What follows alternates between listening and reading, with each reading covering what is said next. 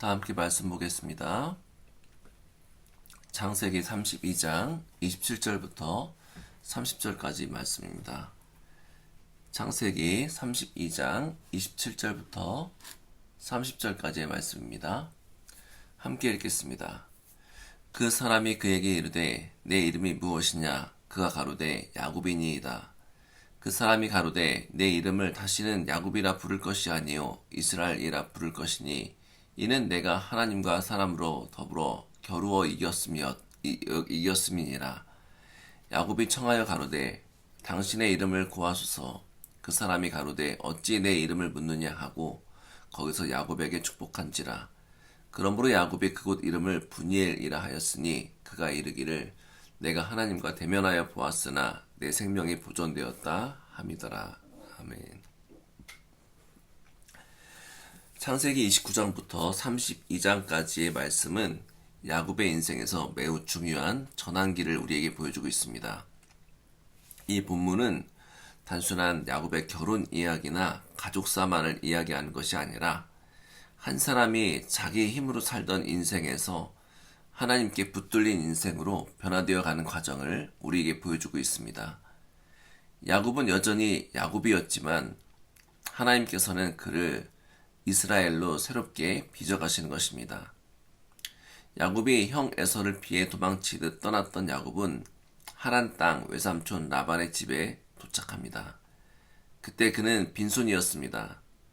그는 약속의 장자였지만 현실에서는 도망자였고 아무 보호도 없는 나그네였습니다. 그러나 하나님께서는 이미 베델에서 말씀하셨습니다. 내가 너와 함께하겠다라는 것입니다. 야곱이 삼촌 라반이 사는 하란에 도착한 것은 우연이 아니라 하나님의 언약 가운데 있는 여정이었습니다. 야곱은 그곳에서 라헬을 만나 사랑하게 되고 7년을 봉사하면 아내로 주겠다라는 약속을 받습니다. 그러나 결혼 첫날 밤 야곱은 삼촌 라반에게 속게 되는 사건이 발생합니다. 삼촌 라반은 라헬 대신에 레아를 들여보냅니다. 이 장면은 매우 상징적입니다. 지금까지 속이며 살아왔던 야곱이 이제는 자신이 속임을 당하는 자가 된다는 것입니다. 성경은 이것을 설명하지 않습니다. 다만 우리에게 보여주고 있습니다. 하나님은 야곱의 인생을 심판으로 다루시기보다 훈련의 자리로 이끄신다는 것입니다. 야곱은 여전히 계산하고 버티고 견디며 살아갑니다. 라헬을 얻기 위해 다시 7년을 더 봉사합니다.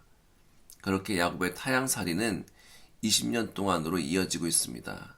하지만 그 20년 동안 야곱은 부인들과 자녀들을 얻게 되었고 재산들도 늘어나게 됩니다.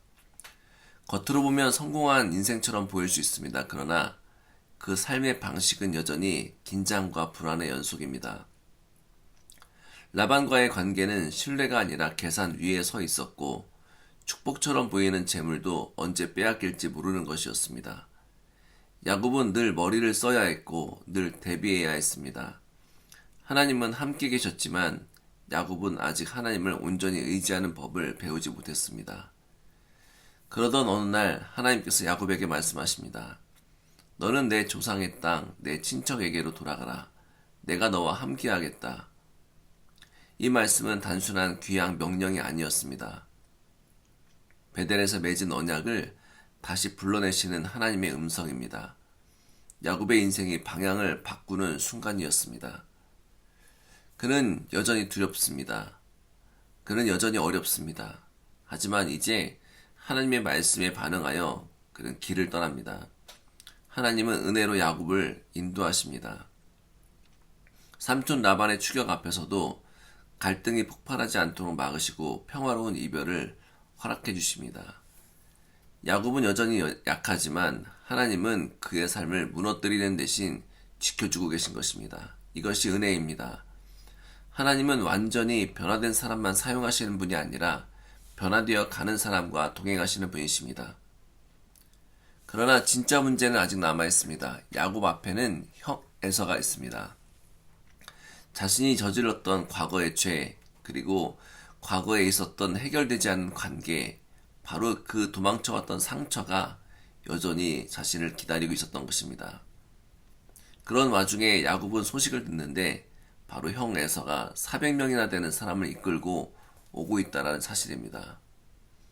야곱은 이 소식을 듣고 다시 두려움에 사로잡힙니다. 그리고 그는 다시 과거 익숙한 방식으로 움직이는데 재산을 나누고 선물을 준비하고 사람을 보내며 전략을 세웁니다. 이 모든 것이 틀린 것은 아닙니다. 하지만 그것으로 충분하지 않았습니다.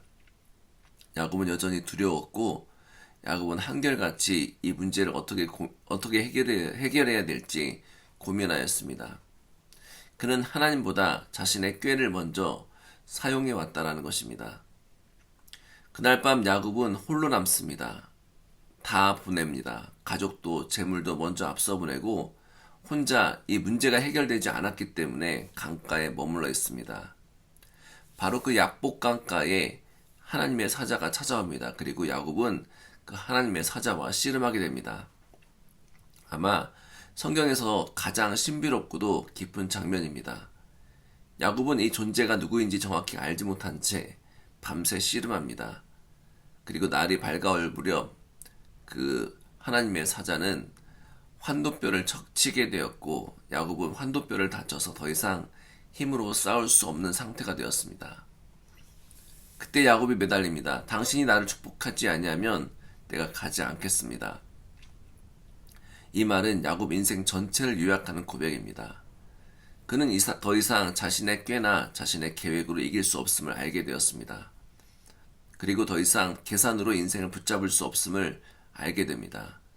그는 비로소 하나님의 복이 아니면 살 수 없는 자리까지 내려오게 되었습니다. 그때 하나님께서 물으십니다. 내 이름이 무엇이냐? 야곱은 대답합니다. 야곱입니다. 이는 단순한 자기소개가 아니었습니다. 속이는 자, 붙잡는 자라는 자기 정체성을 인정하는 고백이었습니다. 하나님은 그에게 새 이름을 주셨습니다. 내 이름을 다시는 야곱이라 부르지 아니하고 이스라엘이라 부를 것이다. 야곱이 완전해졌다는 선언이 아니었습니다. 오히려 그는 이제부터 하나님께 붙들린 사람입니다. 그는 하나님의 씨름 속에서 살아가는 사람이 되었다라는 바로 그런 선언이었습니다. 야곱은 건강한 것이 아니라 여전히 절뚝거리며 걷습니다. 그의 문제는 단번에 사라지지 않았습니다. 하지만 중요한 것은 그는 달라졌다는 것입니다.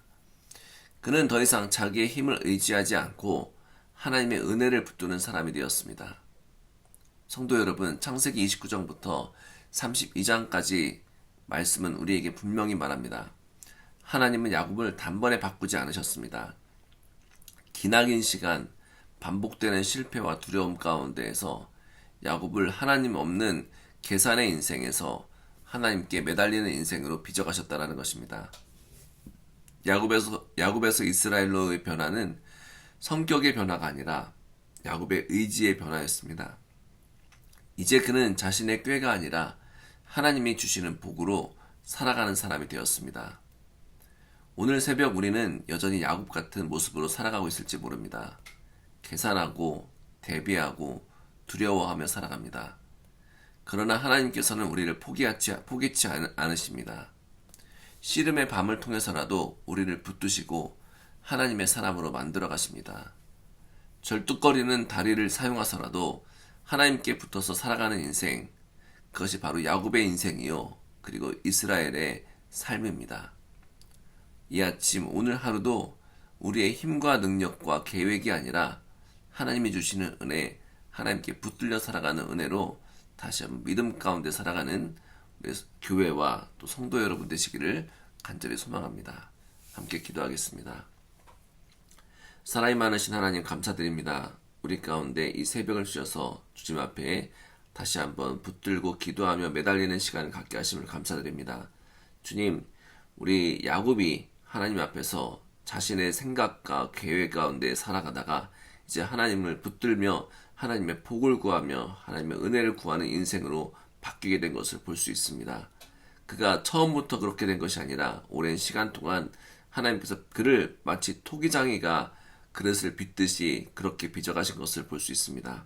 우리 인생도 지금도 그렇게 빚어가시며 훈련시키시는 하나님의 놀라운 은혜를 다시 한번 바라보게 됩니다. 하나님, 우리가 이제는 주께서 우리에게 주시는 복을 포기하지 말고 매일매일 믿음 가운데에 하나님의 은혜 가운데에 주님의 사랑하는 마음으로 주님께서 주신 복을 포기하지 않고 매달려 붙드는 인생 되게 주님 인도하여 주옵소서.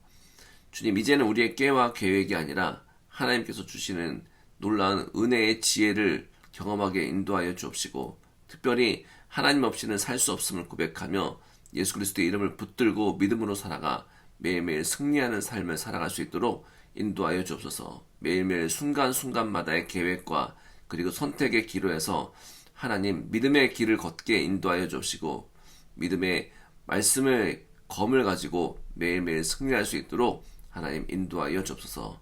이 아침에도 승리하며 이 하루를 살아가게 하실 줄 믿사오며 예수님의 이름으로 기도하였습니다. 아멘.